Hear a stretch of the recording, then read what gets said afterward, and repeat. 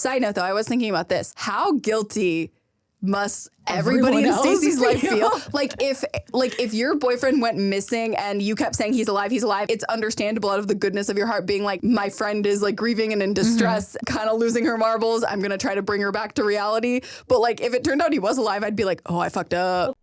2, 3, 4.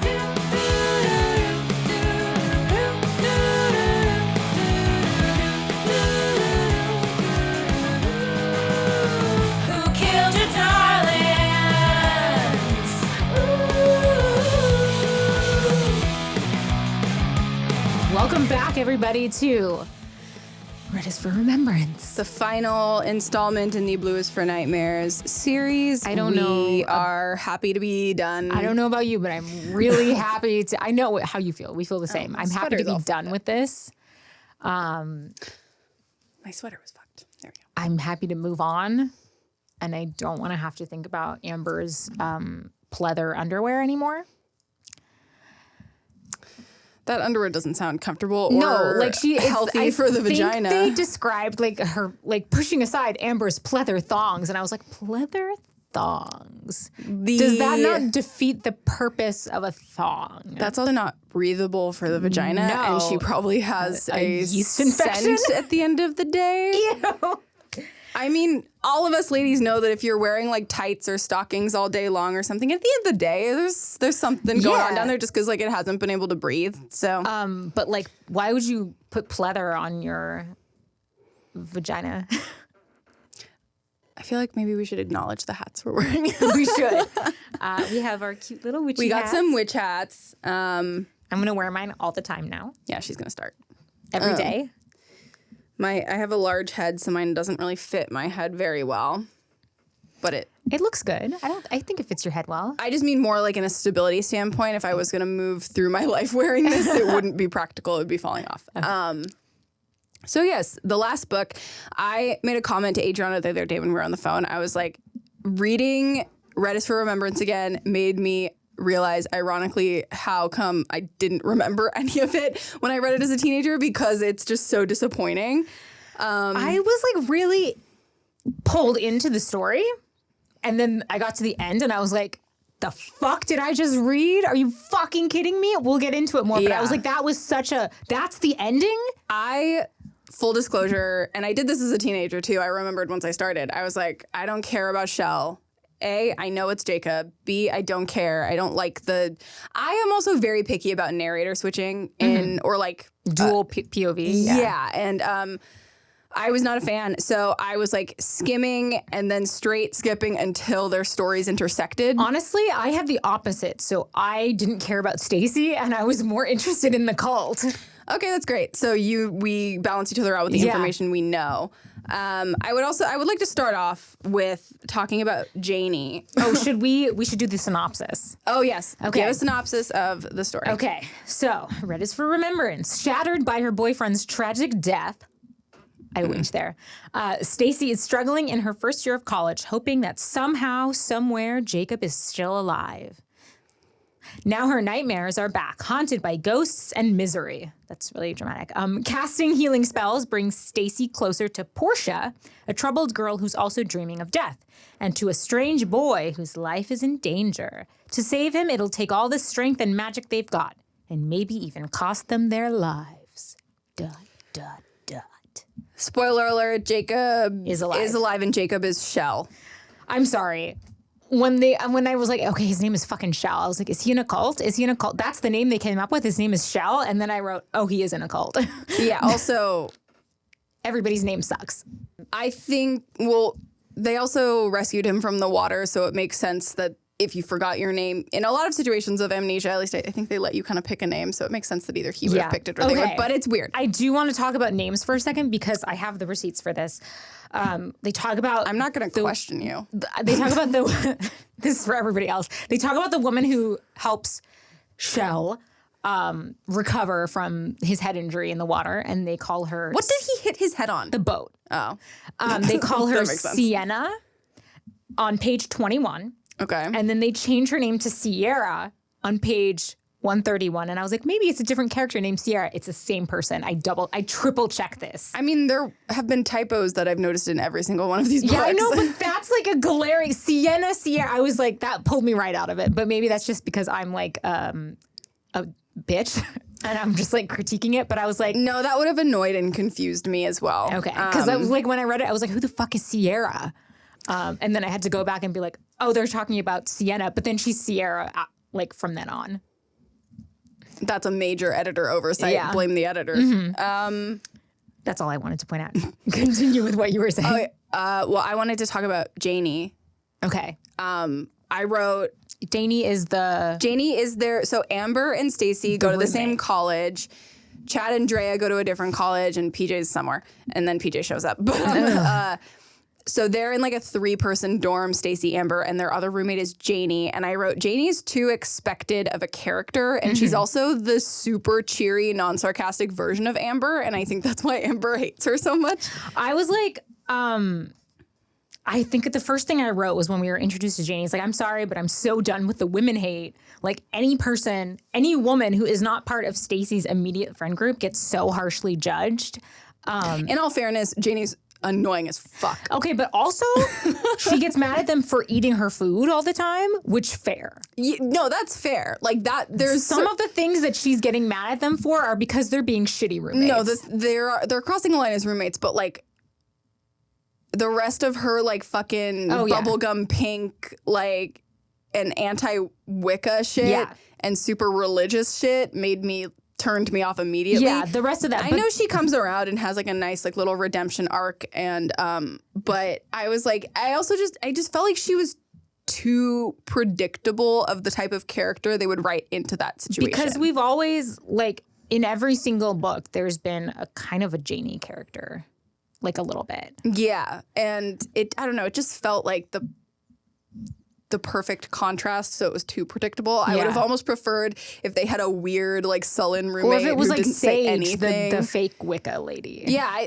honestly, if Sage lived there instead, I think that would have been more interesting. Yeah, because like otherwise, why is she a character? Like she doesn't really add anything to the plot. Yeah, because also, so Sage was Janie's previous roommate, and Sage was like kind of a performative Wicca, and she got like arrested for sneaking into a graveyard or something, and also in the conversation that Stacy and Sage finally have when she's asking her about her Wicca and Stacy's like, that's not real Wicca. I was like, I get what you're doing, Stacy, but you're the shitty person in this conversation. Yeah, she's like gatekeeping Wicca. Yeah, and instead of saying it like that, maybe I would have said like, you know, like I understand why you're interested in that stuff and going this route, but some of that stuff isn't quite the right direction if this is your actual goal, like something like that. But instead she's just like, you're not a real Wicca, and of course that's going to make somebody defensive. Yeah, like that's like telling the friend who like picked up the guitar, who is plucking away and just futzing around, like that they're not a real guitarist, and it's just like, I'm trying to figure it out, bitch. Yeah, like she didn't like Sage didn't have a grandma, like a family like history with Wicca. She's getting into this on her own. Stacey was just real like uppity and know-it-all-y, and I didn't like it.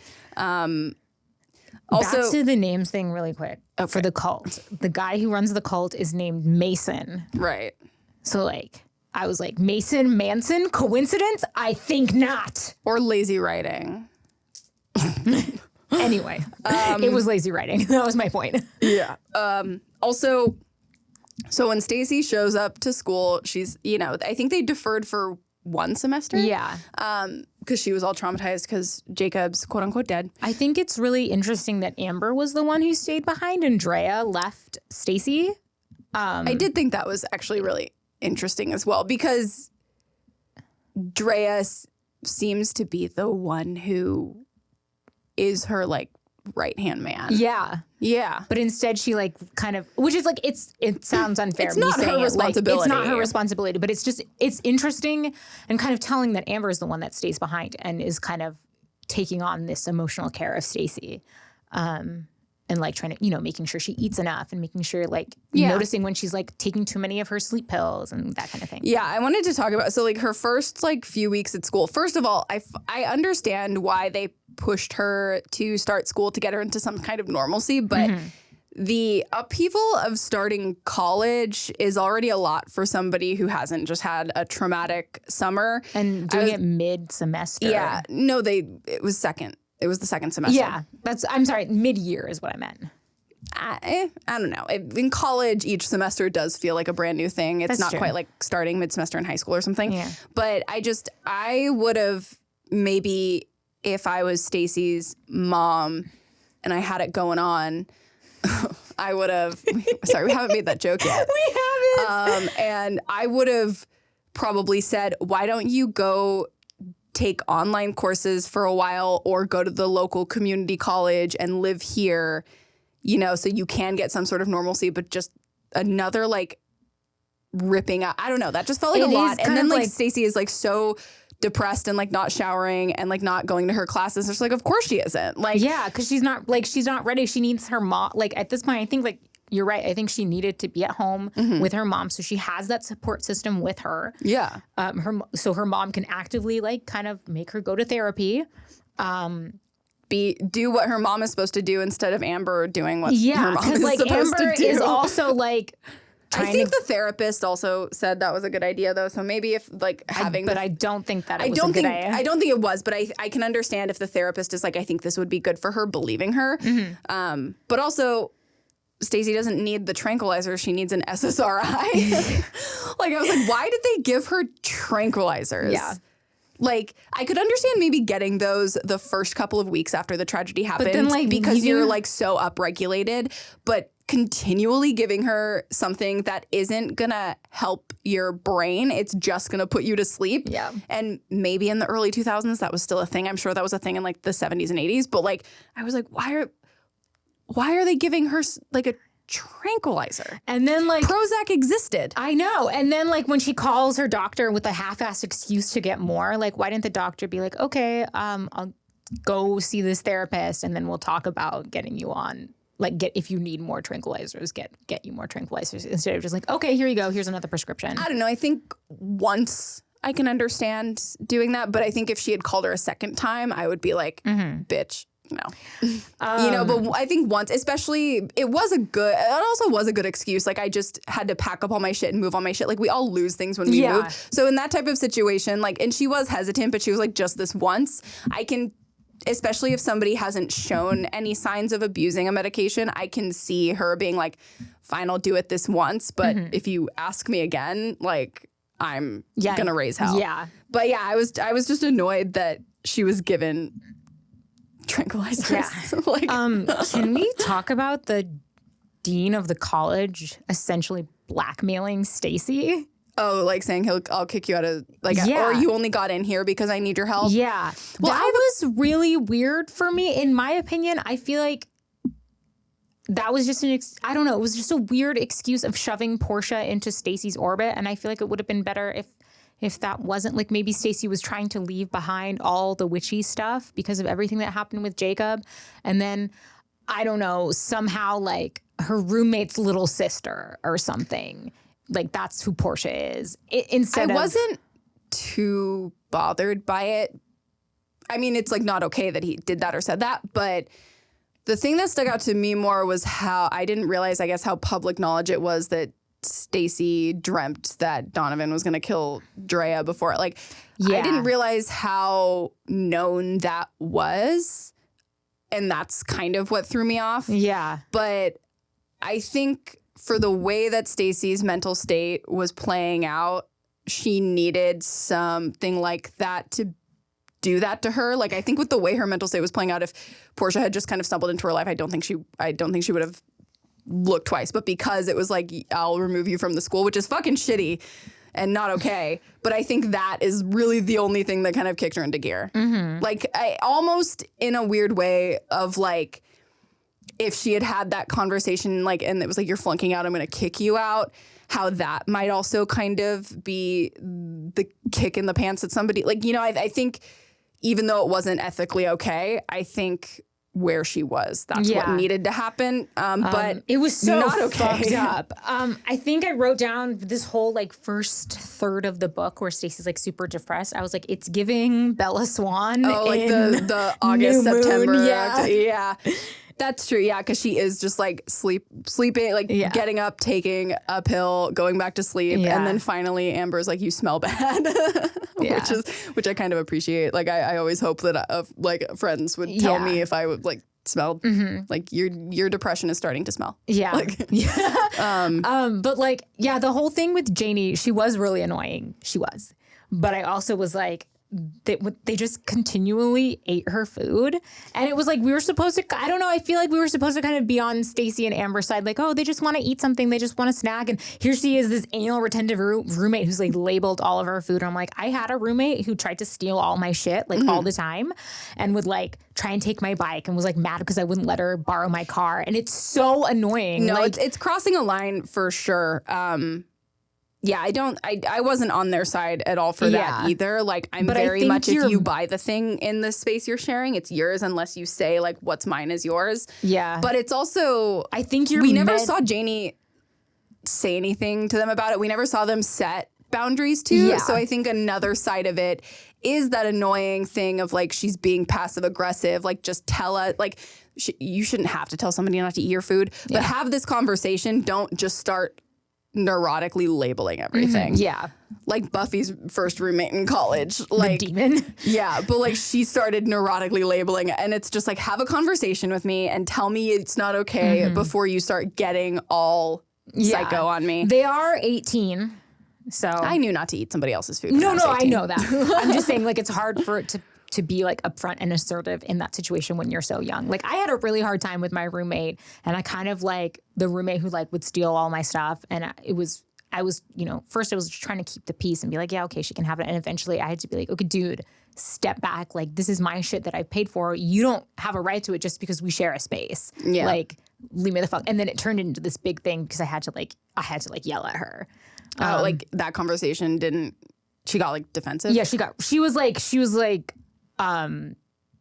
just essentially trying to bully her way into like taking whatever she wanted from me.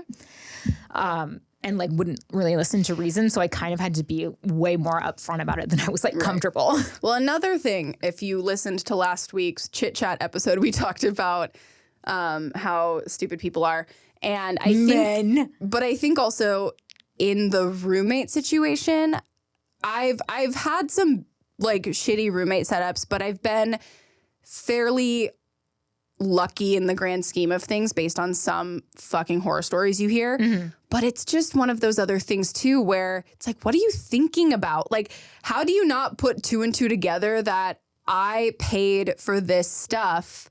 So if you keep eating it, I'm paying to feed you, and we're all in college or like in our early to mid 20s when nobody has fucking money. Mm-hmm. I can barely afford to feed myself. How am I expected to feed you? Yeah. Like, how do people not put that together? Like, I remember like my college roommates and like we had like friction and problems, but there were like a million situations where, you know, like I would, let's say, be out at class and they were at home cooking and they would text me and be like, hey, like I see you have like a couple cans of beans on your shelf. We're trying to make this thing. Can I snag one of your cans? I promise I'll replace it. Yeah. And in my head, I'm also like, you don't have to like just take the can. Like, I don't need you to replace it. Like, just take it. Like, you know, also a can of beans is like what, 89 cents. Yeah. But like they would still replace it. Like I remember like looking back in the cabinet a couple days later and seeing like a different like, new can. And I was just like, oh, that's so nice. She would just like take my stuff without asking. And then I would come back to use it later and be like, where the fuck's my food? And then like one time she was running late to class and we were living in the student apartments like in a canyon. So it was kind of far from where the class was. So I was like, oh, you can borrow my bike if you want. And then like I come back, I was like out of town. I was like, yeah, you can just use my bike. Just leave the bike lock key like in my room, and then like I'll be back on. But like, so it was like very explicit. Like you can use it this one time. Yeah. I come back and I see her like riding my bike and like parking it, and I was like, what the fuck are you doing? I only let you use it. This wasn't like a free for all pass. You can't just use my bike whenever you want. Yeah, it's just there's a major lack of consideration among so many people out there. Like I've had a handful of friends like specifically thank me for asking them something when I have asked. Like I remember one time they were working on the pipes in my old apartment, and this was like kind of during COVID. And I remember I came home from a run and like I forgot it. They notified me, but like I forgot it was happening, and I was like, oh shit. And at the time, my friend Nicole and her brother, they lived like 15 minutes away from me, and I had their apartment key because I was like once a week just like checking their mail and putting it inside and letting them know if anything like urgent came in because they were back home for that extended COVID period of time. And I had to go pick up her mail, and I was also like, ooh, like, I bet she'll let me rinse off at her place because I just got back from a run. It was sweaty. It was summer. But I was still like, I'm going to text her and ask. Yeah. So, like, I gathered my stuff and was like, I have to go over there anyway and check the mail. So I'll just have my stuff ready. And then if she responds to me by the time I'm there, cool. If not, I'll just, like, wait. Yeah. But she did. She was like, yeah, you totally take a shower. That's totally fine. Yeah. Like, go for it. Like, that's totally okay. But then she was like, thanks so much for asking, though. Yeah. Like, it's just like, of course, like, yes, it's like not your space. Also, like, I knew the answer was going to be yes. Like, I was like, she's not going to tell me I can't use her shower when it would make no sense for her to do that. Yeah. And she's my friend and she cares about me. So I was like, of course you're going to tell me I can use her shower. But you still have to ask. you still have to ask. Like, there was like, I have one more bad roommate story. She was a nightmare. It's the same girl. Like I was. Did you live with her? No, you student housing. Sophomore, so it was like student apartments. Okay. And we had 2 other roommates, and like she was the problem roommate. Right. There's always one. There's always one. So I was sick for like a week and a half. Yeah. I hadn't been able to go grocery shopping, so like my cupboard in the kitchen like was pretty bare. And so I was like, okay, now I'm feeling better. I'm gonna go to the store. I'm gonna get some food for myself. I'm at the store, and my roommate just texts me, and she's like, hey, I'm taking your space in the cupboard because I need it. I have extra food. And I was like, actually, I'm like shopping for my food right now, so I'm gonna need that cupboard space. And she was like, well, I need it right now, so I'm just gonna move all your stuff. And I was like, no, you're not. That's my cupboard space. She was like, well, where am I supposed to put my food? And I was like, I don't know. I'm not your fucking mom. Buy less food at a time. We had like more cupboards. We had a ridiculous amount of cupboard space in our kitchen. I was like, you could take any one of those cupboards, but that shelf is fucking mine. We all agreed on it at the beginning. Like, I need that for food so that I can live. It also would have been so different if she was like, hey, I kind of overbought some stuff. Do you mind if some of my stuff for a little while bleeds onto your shelf? That's a totally different situation, because then really good chance you would have been like, yeah, of course, totally. yeah. Or like, hey, I'm actually grocery shopping right now, so I might need some of that space, but we can figure it out once I get back with my stuff. Like anything like that. It's literally the courtesy of just asking, but people get so entitled. It's the same with like people who like let dishes mold in the sink and don't take the trash out. That's what she did. Yeah, no, one of my sisters had a roommate like that who I remember she moved into their place first, and I was helping her move in with our parents, and this girl was the only one there, and she'd also like I think recently gotten her wisdom teeth out, so she was recovering. So any little mess in the kitchen was like chalked up to like, well, she just got her wisdom teeth out. That sucks. But then eventually I would hear stories from my sister just like, yeah, the other roommates and I like decided to just see how long she would leave her stuff, because we were just taking care of it because it would start to smell. That's what we did. And this girl gave no shits, and that is honestly that type of person scares the shit out of me. That's who my roommate was. So like if being messy is one thing, being dirty, no. And there was one time where we moved back in for the winter trimester or whatever, and she didn't take a shower for 3 weeks. We counted, and she smelled so bad. Like, what? How did people like that grow up? She was a nightmare. Anyway, so like the whole, like once they were like, oh yeah, we're eating her food, I was like, you fucking bitches. Well, and then Stacey wasn't showering and she smelled. I know, yeah. So it was giving me trauma. If somebody clearly has a mental health issue, though, I can have empathy for. Yes. I mean, at a certain point, you have to crack down. You know, you can't just like my favorite phrase is like, your trauma is not your fault, but it is your responsibility. Yeah. So like you can offer people grace, but at a certain point you got to crack the whip. And that's kind of what Amber did too. She was like offering her grace, and then she was just like, bitch, get the fuck up. Yeah, you gotta take care of yourself. Yeah, which is a good friend to have, honestly, because I don't think everybody, even with your closest friends, I think it takes a certain type of personality to be able to do that and like do it right. It's the same type of thing of like when a friend is in a hard spot, like just showing up at their place out of the blue. Like it's one thing to be like, let me know if you need anything, but it's another thing to be the friend to like show up and be like, we're going out, get dressed, put some pants on, I'm buying you a beer. Yeah. We're going to go dancing. Yeah. You know, it's like, it takes a certain type of person, because a lot of people, myself included, like it's very hard to tell if it's risky, because you could be stepping out of bounds, and you could be, the person could be pissed at you and slam the door in your face.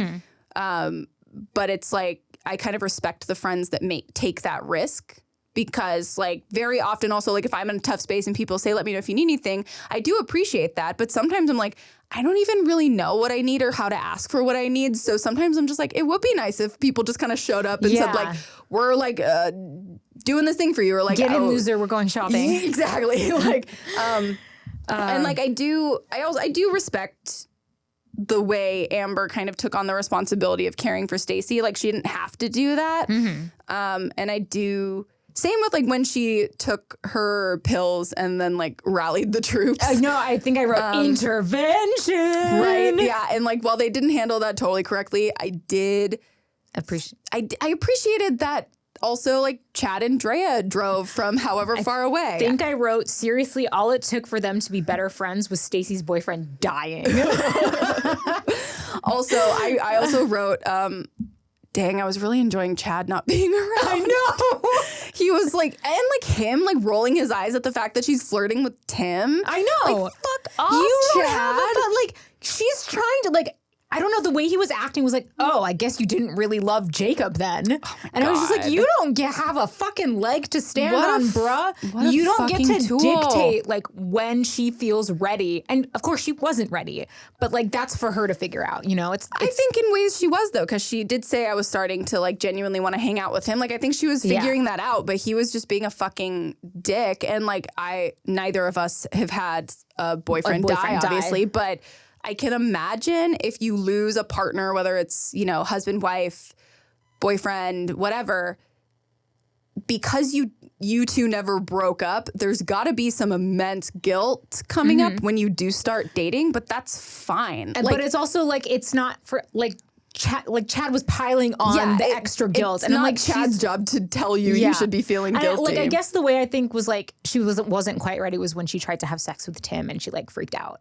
Well, no, he stopped it, which is like a college boy stopping sex. I wrote that down. I was like, because he like knew, like all of a sudden she was like, all right, let's do this. Like I'm gonna rip my shirt off. Like let's do this. We're having sex right now. 99.99% of boys in college would have just fucked her. And I'm not saying that it would have been entirely wrong because she was like, let's do this. She was she was actively saying like, yes, like, yes. Let's do, But he noticed her behavior. He had the wherewithal to be like, I don't think you're in a good spot. Yeah. And I thought that was a really great moment. I was like, oh, Tim, yes, claps for Tim. Yeah. Claps for Tim. Also, what kind of cell phone do you think Tim had that had access to the internet? I don't know. At the time. I was like, does he have a BlackBerry? Yeah, he might have had a BlackBerry. Because what year was this? It's early 2000s. I think we figured it out when we read Blues for Nightmares when the book came out, but I can't remember. Thinking, so 2003 is when Blues for Nightmares came out? So okay, so like the next year would be 2004. So like 2005? 5-6-ish. Yeah. I think BlackBerries existed. I think so too. So it must have been a BlackBerry. Or BlackBerries were brand new and he was rich. He must have been rich. Yeah. Because like the Nokia brick was the thing. Yeah. Yeah, what fucking, because I think let's just say BlackBerry. Yeah, but now I'm like, I want to know the timeline. I think somebody mentioned MapQuest here and I was like, MapQuest. Yes, no, when she and Portia go on the road trip back to the Cape, when she said MapQuest directions, I was like, flashback alert. Yeah. Like, goddamn, I so like, remember printing out the paper with printing them out. MapQuest. And then when somebody did actually have like a GPS that they plugged into their car, it was like so cool. Yeah. Yeah, no, MapQuest. MapQuest directions. Does MapQuest still exist? Poor MapQuest. Yeah, Google. I think Google. I'm so directionally challenged, though. I'm really happy I learned how to drive in the evolving era of having GPS on your phone because, man, a bitch gets lost. That's going to be the title of the episode. Can we talk about the weird pizza restaurant that they went to? That's like a jail cell. So, okay. It was like I think I was reading really like quickly, so I don't think I got to fully absorb everything. So like your booth was in a jail cell. Yeah.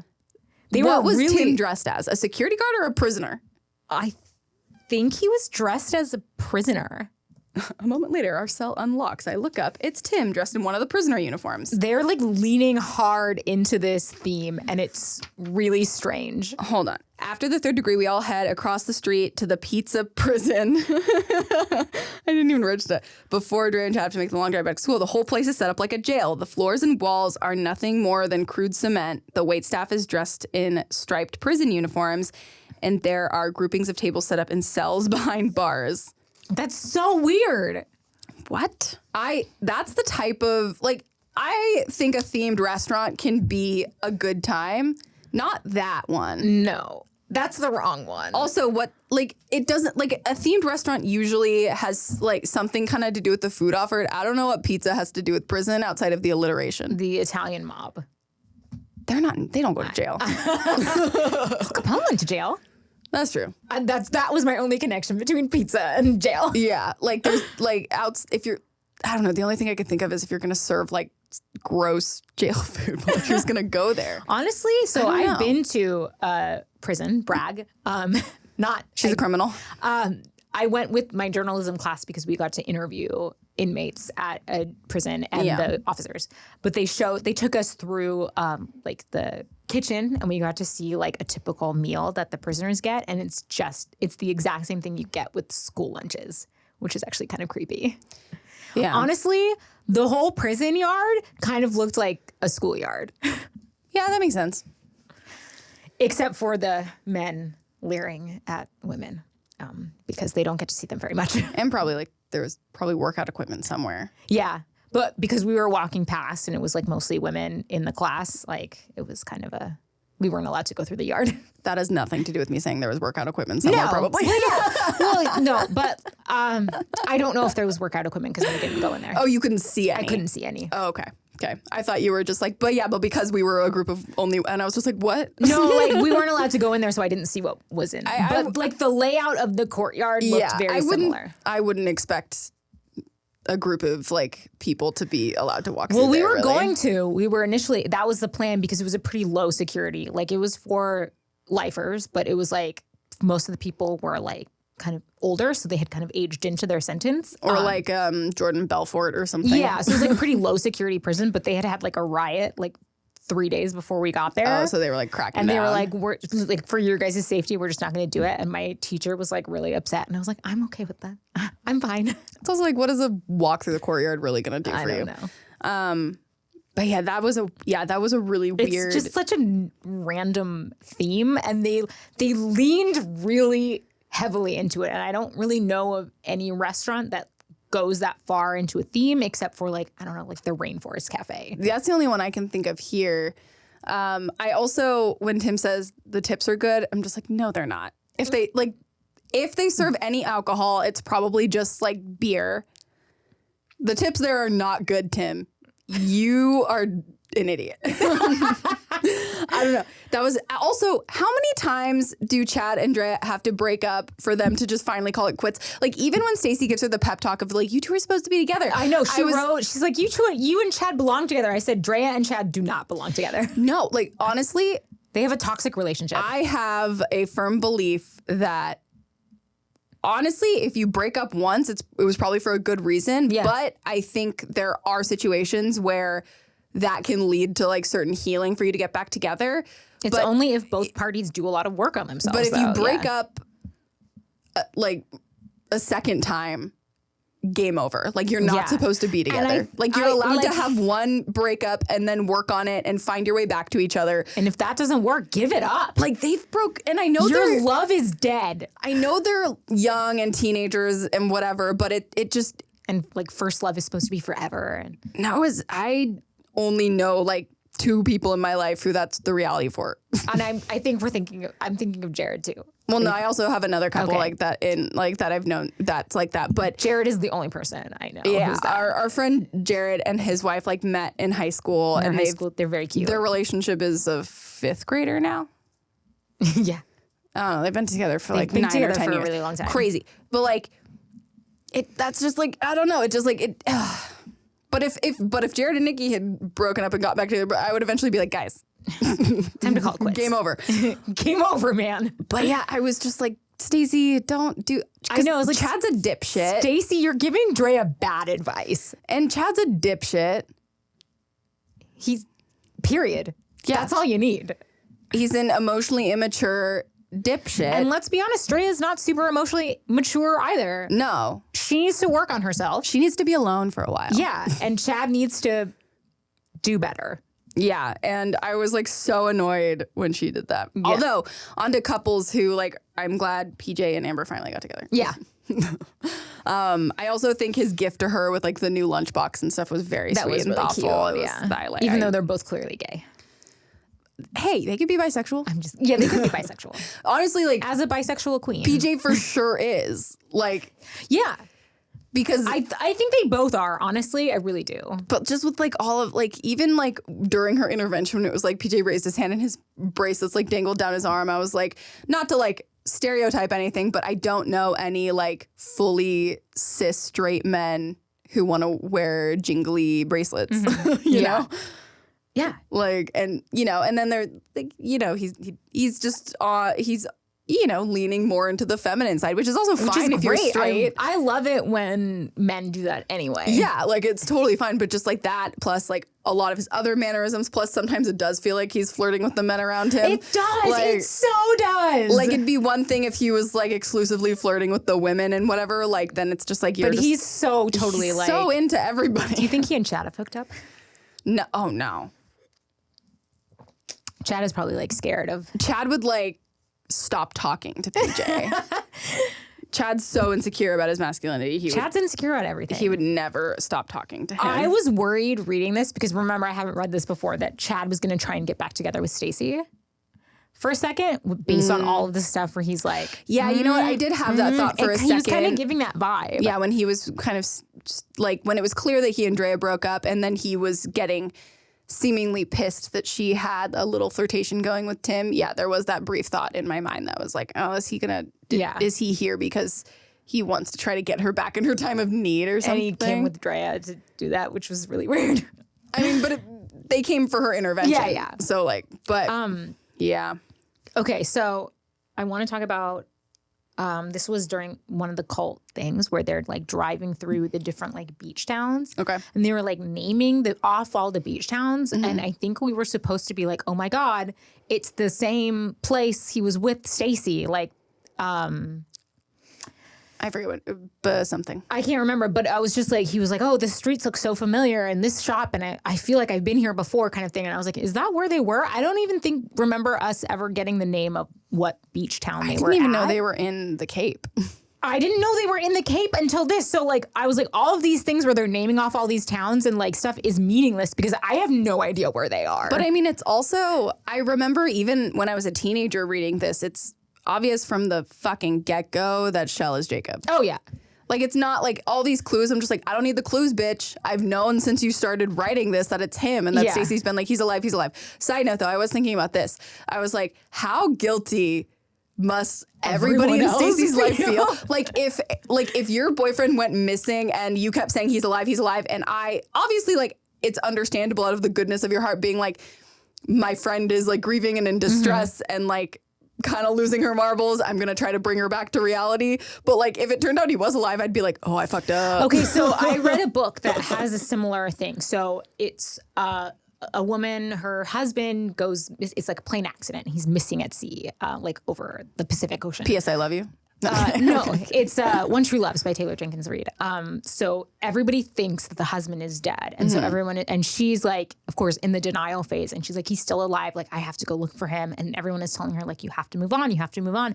And she does. And then it turns out that her husband is still alive. And then there's a moment with her sister where she's like, I'm the one who like pushed you to like move on. And I thought I was doing the right thing. And you were right. You were right. He was alive the entire time. Like, but it's understandable. Yeah. But it was like that moment of she was like, I'm sorry, I didn't believe you. Yeah, I think I wanted that conversation in this. Like, because we get like a few months later when Jacob starts to remember, but we don't get there's no real the moment of Stacey telling Amber and Drea and Chad and like her mom and we don't get that moment where she's telling them that, and I would have enjoyed watching those moments unfold. Honestly. And the ending of this book was so shit. Yeah, well, because so she like Portia, the girl she's helping, her dreams are Can we like talk about because her because she's creepy in the beginning.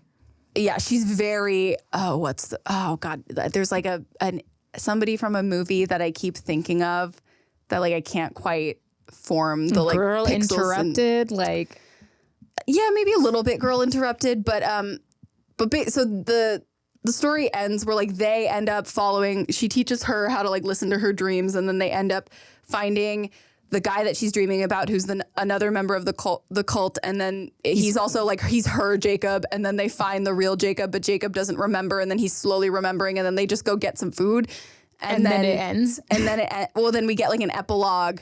but where the epilogue is shit. where Stacy's like, oh yeah, he went back home and like we've been writing letters and like he's starting to remember, which is great. And like I guess like all you can do is like whatever. And then like so we never get a resolution with where Jacob is like finally like remembers Stacy and they have that reunion. yeah. It fucking sucks. Yeah. No, she said he did fully remember. No, he was like, yeah. So it was like, but they still weren't in the same place. So he called her and he was like, I remember now. Yeah, yeah. They weren't together, but They weren't he did together. he And then she at least like, got to a place where he remembered. she like has a dream of like it's them and she's gonna go visit him over winter break and they're skiing and then he kisses her and she's like, I hope it's a promise of what's to come. And I was like, we don't get a real fucking kiss. Also, why would they do any sort of sport that could risk another head injury? 2 of these books have ended with a kiss and this one ends with a fake kiss? Fuck you. The other one ended with tragedy, and I enjoyed that more. Yeah, I did. I enjoyed that one more too.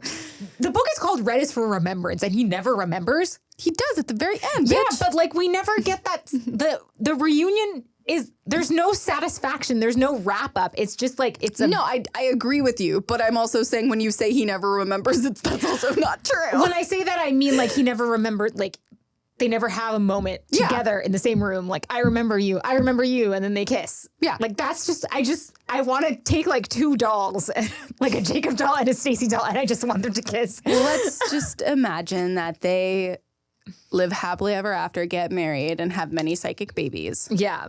But then there's also like no real resolution with the cult shit. No, they just say that they like called the cops and let them know that they had a lot of minors there. Yeah, and then like left it does alone.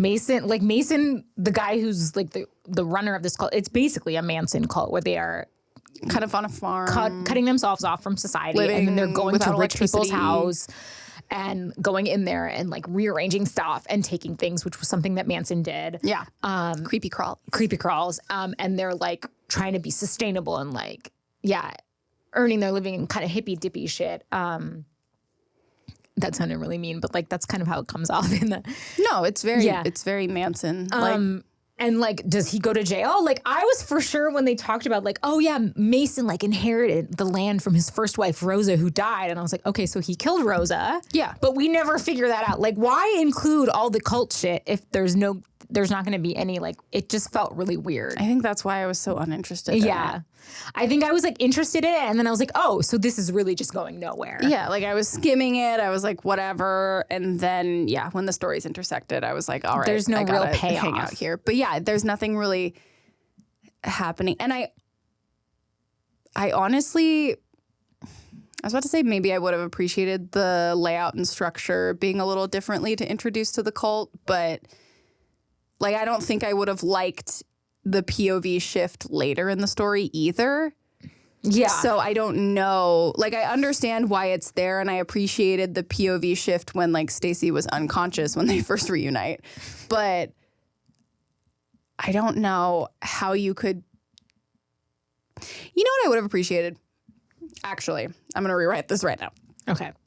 So she's starting college. She's depressed. Whatever. She starts getting messages and stuff from somebody and like little things and little clues. And she starts having dreams, and she's like trying to dream about Jacob because that's what she wants. And then we find out that maybe he did survive, and maybe he did get involved in this cult, but like he, targets her in a way and like sees her somewhere and is just like, yes, like I'm going to come get, and then it's kind of like she thinks she has a stalker, but it turns out to be him. That would be interesting. I also think it would be interesting if like maybe Stacy's journey was that because of like this tragic thing that happened with Jacob, she tried to push away the like witchy Wicca side of her because she's like, it led to tragedy. And so it's kind of like her So having, she's like, I've quit yeah, Wicca. like I couldn't, I have all these powers and I couldn't even save the man I love. Right. So I don't dream anymore and I quit the spells. And she's like pushing away. So it's like, and then when she starts Yeah. having dreams again, she's like resistant to that because she's like, I can't do this anymore. It's like not good for me. Like I need to move on with my life and I need to move on without that. And then it's kind of like her journey. Because also her like conviction with like he's alive also is a big reason why you're like shells Jacob. Yeah. If there was a little more of the acceptance that he's dead and working on that grieving process, like it's still an easy dot to connect, but I think It would have been if constantly she wasn't like, maybe he's alive, maybe it's like just maybe like, at the beginning she was like, he's alive, and then it was like her having to come to terms with like, oh, he's dead, and then her finally taking the steps to move on. That's where we meet her at. She's like, she's ready. She's accepted that Jacob is dead, and she's ready to move on. Yeah, I also think I would have even appreciated a moment, maybe the local police in that area find a body washed up in the water and it's like, we need somebody to come identify this person. And it's like starting that acceptance of like, oh shit, they finally found Jacob. And what if the body that washes up in maybe the it's water somebody else in the cult. is somebody else in the cult? And that ties the two stories together because like the cult just pops out of fucking nowhere. And like, I was a little bit annoyed at like Trevor. Was that his name? Trevor? Which one? The dude with Jacob when they find him. Yeah, he's called Brick for most of the time, but his name is like Trevor. Yeah. I dated a Trevor. He's Portia's Jacob. Like I was like, that feels a little on the nose. Like I would have just appreciated the connection to Portia being that she's dreaming about Jacob and like bringing them back together like that, you know? Because that would have been romantic. Her in and of dreams itself. always have like that linking thing. And then it's like, she also has done what her grandma did for her, for this young girl. And she helped her reunite with, her soulmate. Like, that would have been enough for me instead of being like, oh, and now we have the younger Stacy and Jacob. Yeah, it felt too neat and tidy. Yeah. And I didn't like that. I was like, oh, okay, well. Like I see what she was trying to do, but I was like, everything else was so shitty that I was like. Well, because also it was also that thing too of like, Jacob out of the blue had dreams about Stacy seemingly because she's his soulmate and he was supposed to come like keep her alive. But Stacy's dreams are always linked with the people around her in her vicinity that she knows. And then like Portia, we don't know how her stuff manifests. Like hers could have been like hers could have just been similar to Stacy in the fact that she's dreaming about this person that she knows. Yeah, I do appreciate the fact that she's trying to flip it, like gender reverse it. Like instead of the other Jacob, like the stand-in for Jacob having dreams about this girl that he has to go and save. It's the girl who's having dreams about the guy that she has to go save. But I mean, we could have done that anyway with Stacy going to save Jacob, Yeah. Yeah, I don't know. But you want to talk about how creepy Portia is? Portia was so creepy. So the first time we meet Portia, she's very she stabs herself. She's very like claw at the walls until my nails rip off type of like bonkers. Yeah, she literally like with a pencil like stabs herself in the arm. It's also like what I know that the dad said that like he thought she was crazy. Hell, if someone did that, I would kind of like, I don't want to throw around the word crazy, but I would think the same thing too. But the thing it makes me wonder is like, did she just say, I'm starting to have these dreams, and then he just put her in an institution and decided she was schizophrenic, and then that traumatized her more? Yeah, we don't really know. Because I also wish there was a little bit more context for what made him start to think that maybe her dreams were actually real and that she wasn't crazy. Because he knew about Stacy and what happened to her. So when his daughter starts to pop up, why would he immediately? Why would he immediately go the route of therapy, medication, mental institution? I don't know if that was clear, but that's what they had been doing up until the point where he brings in Stacy to try and help her. Yeah, which to me, her going through that is what made her kind of made her crazy. Yeah. Made her like very like volatile. Kind of a self-fulfilling prophecy too. It's like everybody's telling me I'm crazy, so I guess I'm crazy. Yeah, and I think that's what the point that she was trying to make, but it was really weird. And also I think at one point I was like, I am scared of Portia. I'm scared of her. I think I also would have maybe appreciated, like, let's say the dean of the school / Portia's dad never really knows Stacey or whatever, and he just calls her to the office because she's flunking out and the daughter's there, and then that's how she gets kind of tipped off that like the daughter's having dreams, and it's just like, I don't think your daughter's crazy, sir. Yeah, like, or I think maybe something like, else is going on, and then it spirals from there. Like, what if Portia's having dreams about Stacey, and when she comes into the office, like Portia and Stacey kind of have this moment, and that's when Stacey kind of starts to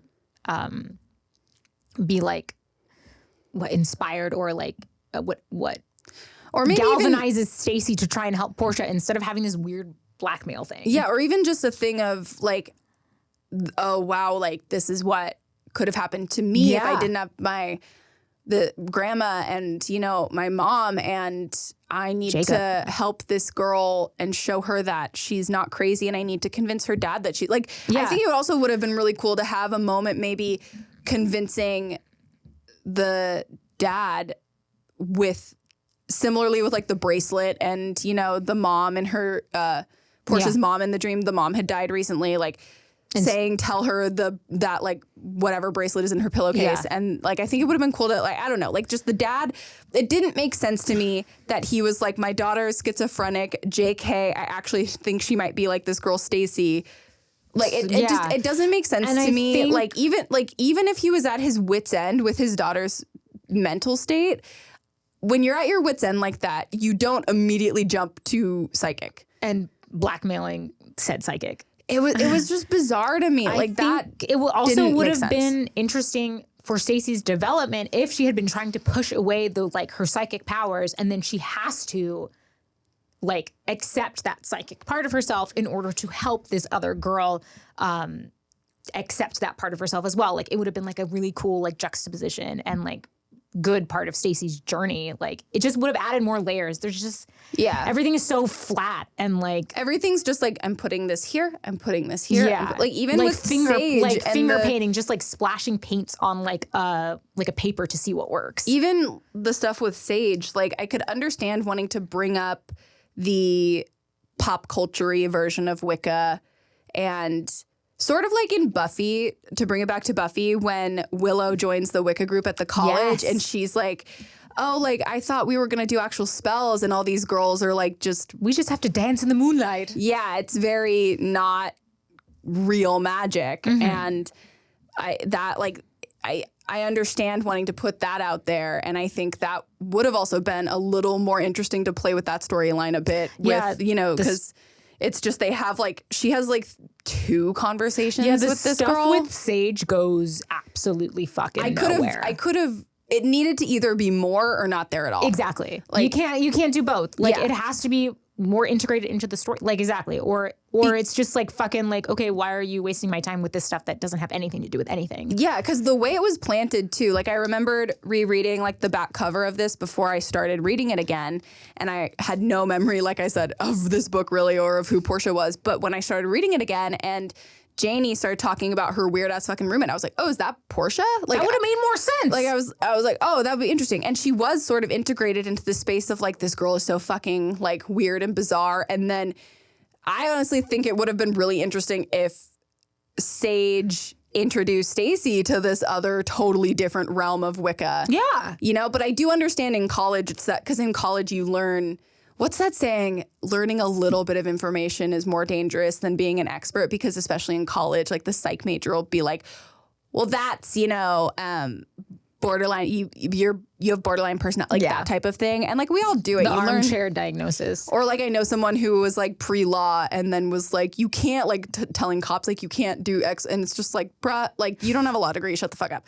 Like it, so I understand that, but yeah, it needed to be more in whatever direction, just because I was like, I also don't give a shit about Sage. When she came back around, I was like, I don't care that she like wants to learn and be like a real Wicca. I do not care, and I don't care that Stacey gave her a book. Like that's nice of you.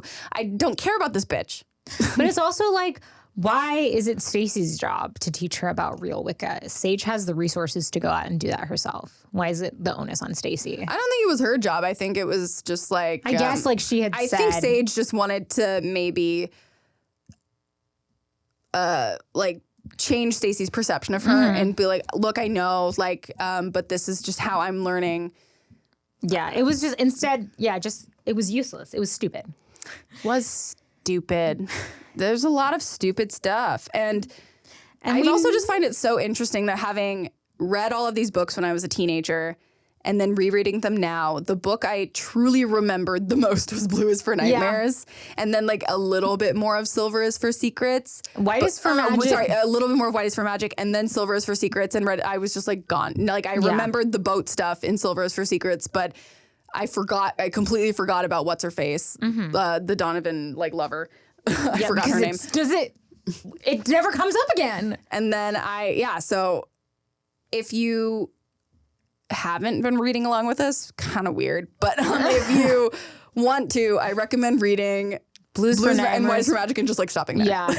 Yeah. Because like there's no, like again, like at the end of this book, there's no real resolution with anybody. Do Chad and Drea get back together? We don't know. Like what happens with the I'd group? like to think they get married, have babies, and then have a really messy divorce. Yeah. But like, there's no resolution with any, like, neither PJ or Amber. We just hear that they're like she finds basically dry Jacob, humping. Yeah, she finds Jacob, and then she doesn't go back. We don't have a scene with her friends again, like welcoming Jacob back into the fold. They're just, her friends are gone, and it's just maybe her that would have helped jog his memory. Yeah, like her friends are gone, or they're out of the picture, and it's just Portia and Stacy now, and it's weird. Yeah, like, it was just, it took weird. It would have been like if that was the way, like if we wanted it to be Portia and Stacy all along, then get rid of Amber. Isolate Stacy, have her alone at the beginning of college, Yeah. Because that is like, I also kind of would have appreciated that because it's not that common for you to start college with a friend, and like I had a really hard time making friends when I first started college. Yeah, because it's I hard went alone. It's really hard to make friends in college. Yeah, and now like as an especially adult, if you're not. I'm not that actively extroverted of a person, so I'm not necessarily, at least at the time, I'm better at it now, but I'm not going to start a conversation with you. I need somebody to start a conversation with me. And if you're just passing by people, like people aren't going to like. I think that's how we became friends. I think I started a conversation with you. I can't quite remember. Well, we were doing a play together. Well, yeah, but like it wasn't. I don't remember us like really bonding until like we were actually doing the show. Not I think like through because you were rehearsals. reading a book about serial killers in the green room, and I said something. Yes, like okay. we'd talked, like we were all like getting along. Yeah, but it wasn't like we hated each other. But No. We just hadn't really had that long of a conversation and then we started being weird together. Yeah, but. I think you did too. I think you're right. I'm talking more like, and then in that environment, it's different as well. I'm like, I'm talking more like in a classroom setting too. Yeah. Like I'm not necessarily gonna initiate befriending the person sitting next to me. Like, and when I think about it too, the friends I made in college, they all start talking to me. Like the friend I made for my creative writing class, she like called to me across the quad because she recognized me from class and we lived in the same area. And then one of my friends, like we sat down next to each other in one of our classes and like he started talking to me and we started like getting to know each other, but like I have a really hard time in those scenarios. Yeah, I think it would have been like way more interesting if we wanted this to be Portia and Stacy's story. Just get rid of Amber. It's fine. Like it doesn't mean they're bad friends if they don't stay with Stacy. Because they also could have showed up to visit being concerned. Like they could have come like maybe like, oh, you haven't been answering our calls, or like, that one time we were scheduled to call you just sounded really weird on the phone and we were just worried about you. So here we are. Yeah. Or even like we called and your roommate answered and like said, all you do is fucking sleep. Yeah. Or something like that. Or your mom called us and said like, hey, like, have you heard from Stacy? Something like they could have showed up and been like a group again. It doesn't have to be all or nothing. Yeah, exactly. It feels a little too easy to that Amber. Because again, there's just no payoff with Amber sticking with Stacy because like the climax of the book is her friends aren't there. It's Portia and Stacy and Jacob and the Trevor kid. So weird. Yeah. Lori Feria Stoller's Can you walk us through this? Walk us through your thought process. Like, what? Why? Were you just like tired of writing these books? Because if that's the For answer, why? like, I'll accept it. Yeah. Like, did you sign a 4-book deal and by the 4th one you were like, I've been done. I'm out of ideas. I am but a husk, a shell of my former self. Yeah. A shell. Oh. You see what I did there? Like, I'm not sure if signing book series deals is at all similar to actors signing for a certain number of episodes on a show or anything. But if they did have you contractually obligated to do all 4 books, that's okay. but Well, isn't there that like fucking graphic novel now? Like, yeah, but we're not reading that. I don't read graphic novels. If you like them, that's fine. It's called Black is for Beginnings. I like graphic novels. The illustrations for that one look terrible. Is it on the back? So I am not going to read it. But that's a continuation, right? I think so. If you guys know if it is or isn't, let us know. That's also weird to me too, that like it continued as a graphic novel. Maybe she was done and she passed the story on to somebody else. Maybe you stole the rights, girl, and you're just like, not me, not my problem. Maybe this isn't even your real fucking name. It could be. Like maybe it's ghostwritten. That happens a lot. Yeah. If it was ghostwritten, they could have done a better job. True. Harsh but true. But also, nonetheless, I do remember enjoying these books as a teenager. It was a fun ride. Like I enjoyed reading them again. Yeah, I'm a sucker for a mystery. And I'm a sucker for like teenage romance because it's the purest form. For Jacob. Do love Jacob. Jacob is the best thing that came out of that series. Memory or no memory, I he do can love do that no man. wrong. Yeah. Shell or Jacob, even though I hate the name Shell. Yeah, I'm pretty sure he goes by Jacob now. Yeah. No, I mean, it was like when he was Shell, Yeah. I still liked him. He's a mensch. Oh, what? A mensch, that's Yiddish for a good man. I just like the word. Great. It sounds I'm like, Jewish. to me, that sounds a little bit like a venereal disease. It's racist. I mean, have you heard Yiddish? No, not much. Bits and pieces. Yeah. Well, if you're going to kvetch about it. There's random English words that sound like a venereal disease. Yeah. You know? Like, Jacob is a venereal disease. That's what I said. watch out, Stacey, use condoms. Okay, Oh my God, wait, can we? There was What? one time where she was like, and then Jacob and I think, physically declared our love for one another. And I was like, gag, just write that you had sex with him, you weirdo. When did they fuck again? She was like talking about, like Stacey was like talking about like kind of recapping. Like in the epilogue? in the beginning of the book. You know, she was like, before Jacob died, we physically declared our love for one another. And I was like, okay, that's like on par with like Monica calling her virginity her flower. Just say you had sex. Yeah. Just say you had sex. Well, it's also how I feel too. Like, if you're doing it, you should be able to say it. Like, Yeah. I have a friend who, even until like not that long ago, would use the phrases mouth stuff and hand stuff. And I would be like, girl, if you're doing it, you can say blowjob. Yeah, you can say blowjob. You can say hand job. Also, in my opinion, if you're giving hand jobs to completion as an adult, what are you doing? I mean, sometimes that's fun. To me, that feels very like middle school. I don't want to like have sex with you yet. Yeah. And like, if you're giving like an adult giving a hand job, you should just use your mouth. Or it's foreplay. Yeah. I think, yeah. I wrote down physically declared our love for each other. Just shut the fuck up, But it is also a Stacey. very teenage thing to do, to not want to actually say it. But I mean, I've always been not uncomfortable with sexual terms, like to the point where I remember I would say things and like make my friends as a teenager feel weird because I would just flat out say it. Same. But even so, like the friend that until, like I said, not that long ago, I remember I called her out on it so many times. I was just like, if you're doing it, just say it. And I do agree with that. If you're doing it, you should be able to say it. It's like, if you keep calling it that, Stacey, no one is ever going to physically declare their love for you again. Yeah. But on the bright side, a little hint for the next book we're reading, they flat out do say it. So we'll leave it at that.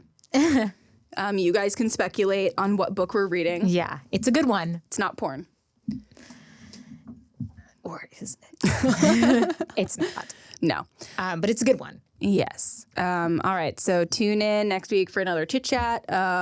We will announce the title of the book At the end of that episode. At the end of that episode. And on the Instagram. Follow us on Instagram, Who Could Drawing Podcast.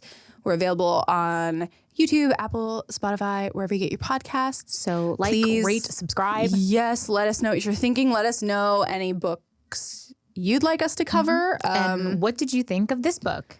If you read it. If you didn't, you probably saved some time. Yeah. I was very mad at the end of this book.